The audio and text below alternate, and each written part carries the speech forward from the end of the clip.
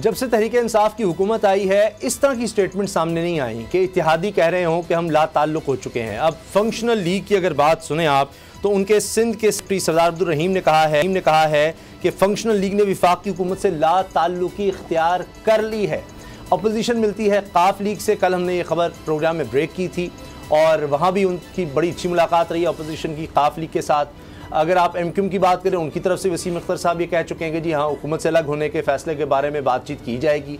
तो इत्तेहादी एक तरफ दूर हो रहे हैं, अपोजिशन पुर एतमाद होती चली जा रही है और ऐसा अब देखने में आ रहा है। पहले नहीं ऐसा देखा गया कि एक तरफ असद कैसर साहब को वज़ीर आज़म कहें स्पीकर असम्बली को कि जी आप बात करें, वो ख़त लिख रहे हैं शहबाज शरीफ को, उनसे मदद मांग रहे हैं कि जी कानून साजी के लिए मदद चाहिए। अब ये अचानक सब कुछ बदल गया। 2 बिल थे जो हुकूमत पर भारी पड़े कि अपोजिशन बिल पास करवा गई और जॉइंट सेशन जो पार्लियामेंट का बुलाया था वो आखिरी वक्त पर उनको मुलतवी करना पड़ गया क्योंकि इत्तेहादी साथ छोड़ के 30 बिल उस पर पास करवाने थे। और अब हाल ये है कि अपोजिशन कह रही है कि हमें लिख कर दें, अब अगर हमारे साथ में बात करनी आप लिखें कि दरखास्त आपकी तरफ से आ रही है तो ये लिख कर देना, ये बड़ी ऐसे जैसे किसी को तज़ीक का निशाना बना रहा हो। बाबर डोकर साहब, ये तो अब ऐसे लग रहा है कि गेम कुछ उलट रही है, इत्तेहादी इस तरह की बातें करने लग गए हैं।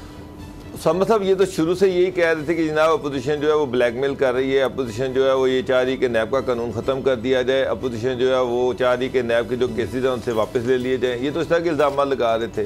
प्राइम मिनिस्टर जो थे वो ये कहते थे कि मैं तो अपोजिशन के साथ बैठना नहीं पसंद करता, ये तो सारे नैबजदगान है, मैं तो इनके साथ डायलॉग ही नहीं करूँगा। वो अपनी तौहीन समझते थे अपोजिशन लीडर से बात करना। तो मेरा मतलब है अब जब जॉइंट सेशन जो है वो ख़त्म हो गया, जब इत्तेहादियों ने ना कर दी, इत्तेहादी पीछे हट गए, तो अब वो सारा जो नशा था वो उतर गया। वो जो उनका ख्याल था कि जनाब अपोजिशन जो है इसकी औकात ही कोई नहीं है, वो अब वो सारा नशा उतर गया। और अब ये चाह रहे हैं कि अपोजिशन की मदद करे इस लेजिस्लेशन में, तो वो क्यों करे? आप तो उनसे बात ही नहीं करना चाह रहे थे।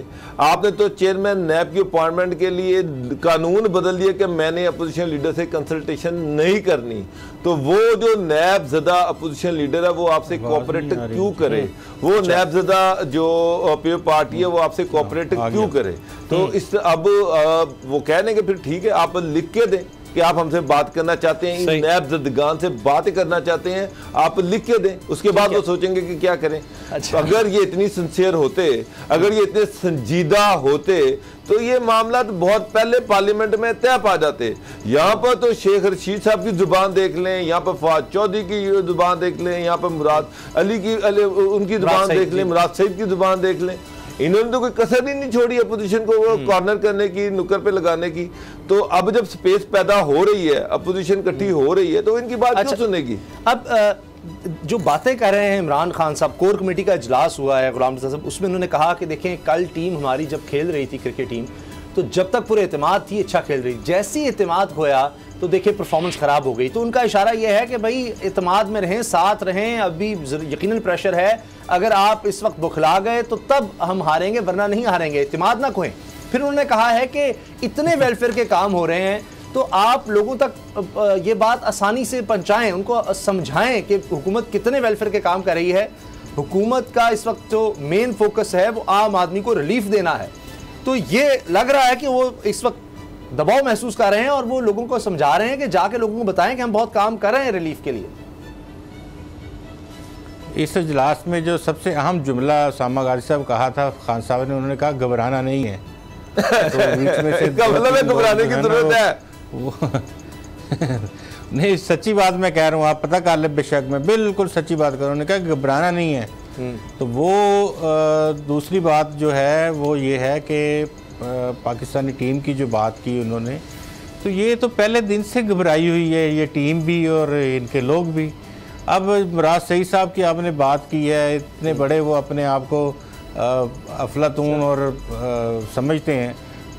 उनको आप सुना होगा आपने, पहले वो क्या तकरीरें करते होते थे, इधर से 3 अरब डॉलर आएगी, 2 उनके मुंह पे मारेगी, 1 जेब में डालेगी और उसके बाद उसको ये कर देगी और उसको वो कर देगी। यानी कि ये आपका विजन, जिसको विजन विजन विजन किया जाता था ना, ये था विजन। अच्छा गुलाम मुर्तज़ा साहब, एक मिनट ठहर जाए यहाँ पे।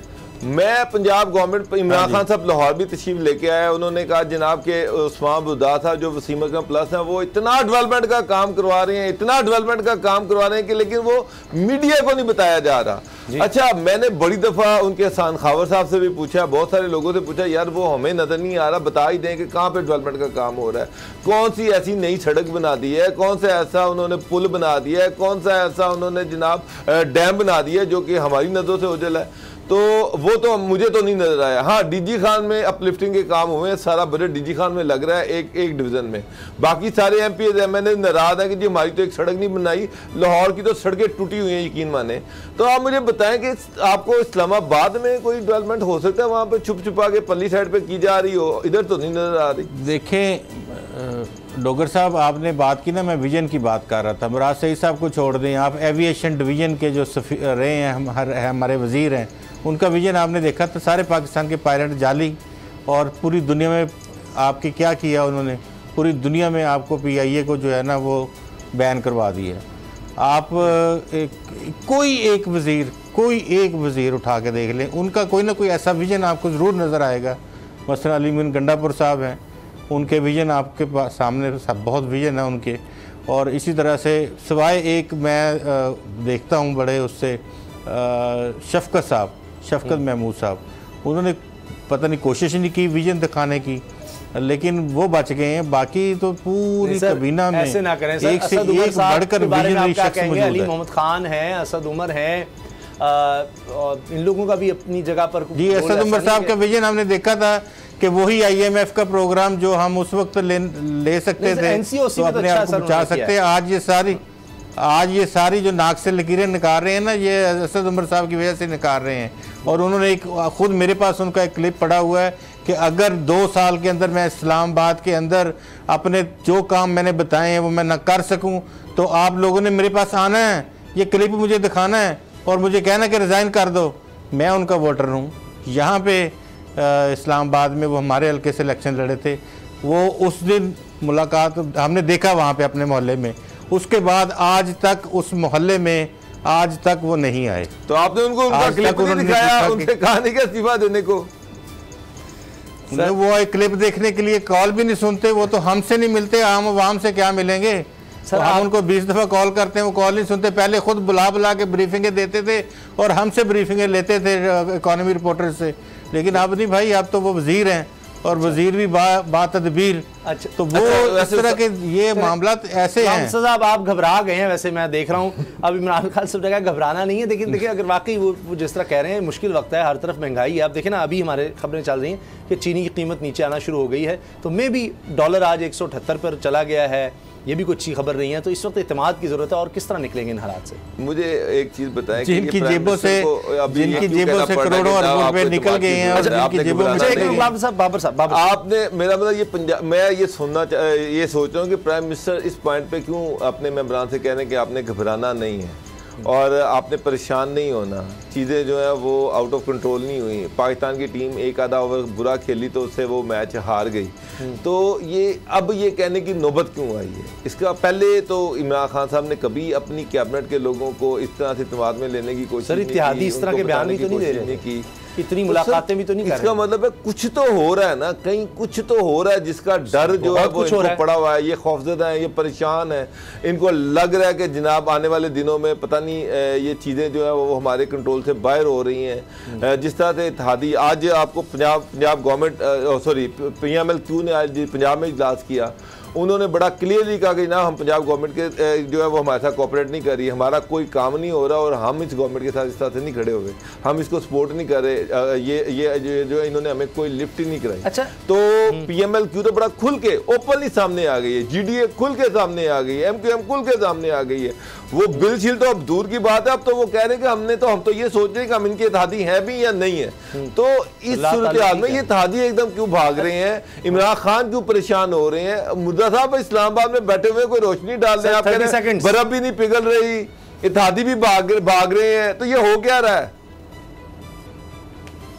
देखिए, ये वो एक ऐसा वक्त है जब एक वो सूअर फूंका जाता है तो हर शख्स जो है वो अपनी माँ की जानिब दौड़ेगा ना, अपने खालक की जानिब दौड़ेगा।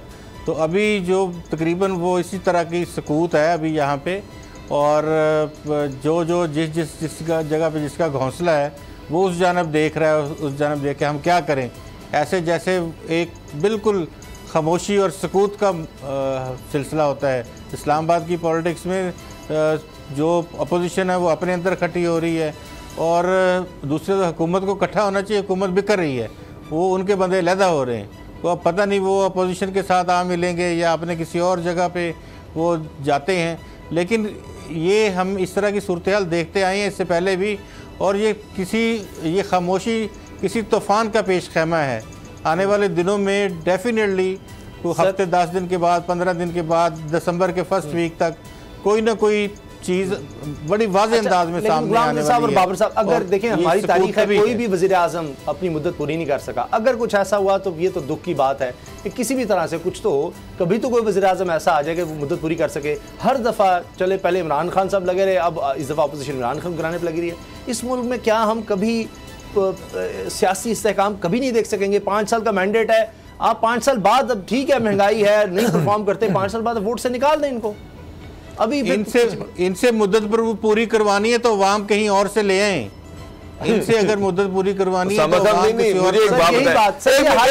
हर हुकूमत के हवाले से ही बात होती है। मुझे एक बात बता दें, पीपल्स पार्टी के बारे में यही जुमला, मुझे एक बात बता दें, 2 साल के बाद ही थे। मुझे एक बात बता दें, इन हाउस चेंज है, इन हाउस तब्दीली जो होती है वो अनडेमोक्रेटिक तो नहीं है, वो तो आइन का हिस्सा है। सर बेशक मैं कहता हूँ ठीक है, चले जी, वो तो ना होने दें, तो इत्तेहादियों को मना लें। मैं तो नहीं इत्तेहादियों को।